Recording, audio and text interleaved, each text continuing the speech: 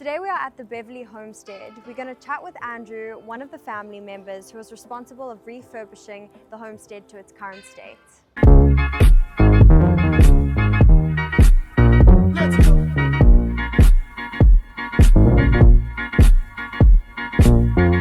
So Andrew, can you please tell me, the Beverley Homestead is such an iconic part of Simbithi's story. Can you tell us a little bit about the history of the home and what makes it so unique today? My great-grandfather, George Ladlau, bought the farm from two officers for £2,000 in 1919, and I think he also had to do a deal with 16 oxen and a wagon, and that was what he paid for the farm. The chimney ahead of us over there in the kitchen is probably the only structural part of the house that remains from what was originally a wattle and daub dwelling. The story is that they burnt it down in a massive bonfire to celebrate, and then they rebuilt. And then my grandfather and grandmother, Manny and Rosemary Ladlau, rebuilt the house in 1955. Yeah, we grew up in the house, and there's 6 grandchildren.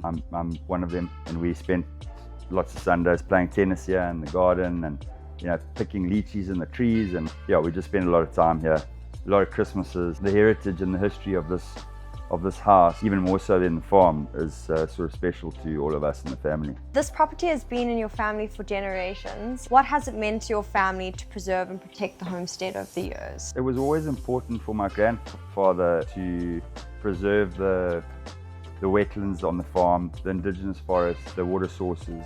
He was ahead of his time in terms of just nature conservation. Eventually they sold to the developers of Simbithi, and that was really important that the concept moving forward was something that looked after the land, and I think that Simbithi have done a fantastic job in enhancing, in fact, what was actually here before. And I think the homestead itself is surrounded by this beautiful garden, which has got a history of its own. I think just preserving that as well as the home, we just saw an opportunity to touch it up, keep all the important historic sort of elements in the house, and maintain the natural surrounds around it. Maintaining a home like this is no small feat.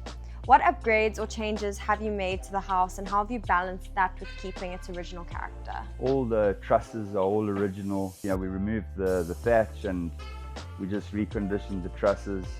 All the brickwork is all original, the stonework, the tiles, the parquet flooring.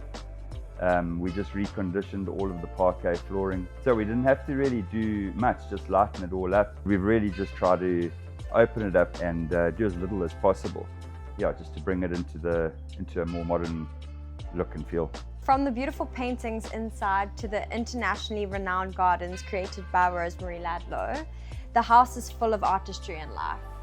Could you share the stories behind these creative elements? The garden is my grandmother's, Rosemary Ladlau's. That's her legacy.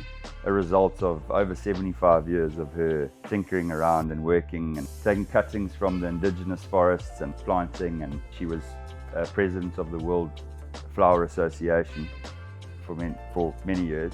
Yeah, and the artwork in the house is also renowned international artist who's one of the 6 grandchildren, Cameron Platter.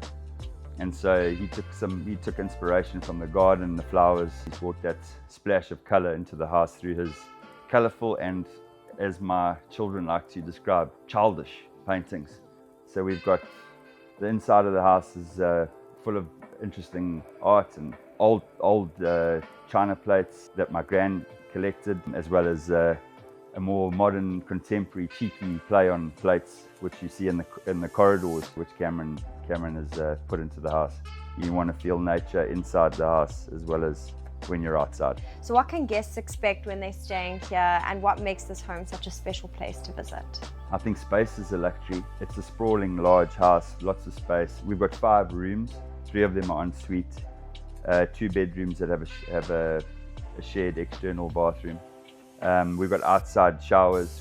I don't think guests will ever feel like they're on top of each other. You can stay in here with multiple families. I think that's a wonderful experience and something that's quite rare these days. And then to have all the space, this garden, it's a world-renowned botanical garden. And it's just your personal playground while you're here. And obviously it's located within the heart of Simbithi, which is just one of the most beautiful states on the north coast, with all of its facilities as well. And I mean, this home is not a hotel. It's a lived-in home with history, and that's what it feels like. You're home away from home, but in a world-class location.